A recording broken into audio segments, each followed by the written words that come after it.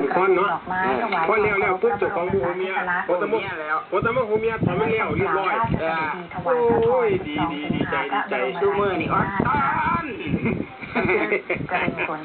หาผู้ที่ซอยกันยากอยู่เพราะว่ามันแข่งกันผู้ได้กระเป๋าผมไปก็มาอีกอย่างหนึ่งครับผมไล่ได้บาลานกับรายจ่ายคนจึงค้นควายดินด้นกันแบบช่องว่างตรงนี้ครับจึงเป็นเกียรติคนเนี่ยนะครับเขียนเกียร์ตัวกันเกิดขึ้นเขียนเกียร์ตัวครับแต่ก่อนนี่คำว่าเขียนเกียร์ตัวคำว่าเอาเปรียบนะครับคำว่าลักขโมยกันกับโบคามีนะครับเอาไถเอาฆ่าทีมไม่อยู่ให้อยู่หน้าอยู่ตรงอยู่ทางกล้วยลามไปเทียงหน้าเพิ่นครับเอามันเล่นนอนในบ้านกับบ่เสียก็ยังคือเก่าอยู่ชูมือนี่เบิ่งรู้บ่เนี่ยเอ้าเกือบคู่นึงมันก็ลักตัวลักไปยักหน่อยก็ไว้ไฟลักตัวนี้เกือบมันลักตัวนี้เนี่ยต้นผักหวานกันลักตัวนี้เนี่ยไปขายไปโรงเรียนวางแรงเขากันลักหัวใจคอยโอ้เฮ้ยเนาะเขาจะมาลักน้องหัวใจเพราะสมิเนาะ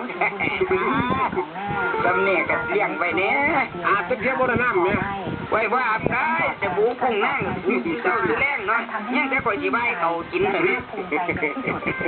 ที่บ้านนี่เพื่อใบเขากับสบู่อยากให้มันใส่หอมอยู่แล้วใส่หอมกับบ่ได้หนาหรอกแต่ว่ากันไผ่ได้ห้องสะอาด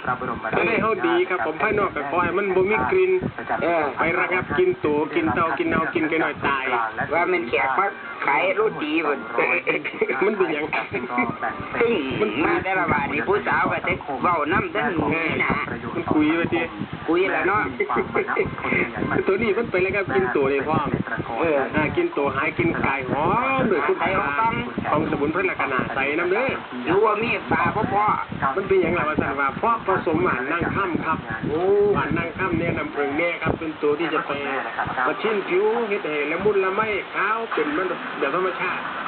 เวลาเศร้าเสกกับบอกำขึ้นว่าดำนะครับอันนี้คือหวานนั่งค่ำนั่นซึ่งคุณหญิงคุณนายครับผมหลายๆคนได้บินไปสปานาไปยิบนาไปห้อยนาตั้งประเทศคุณเกาหลีบินไปเฮ็ดนาครับ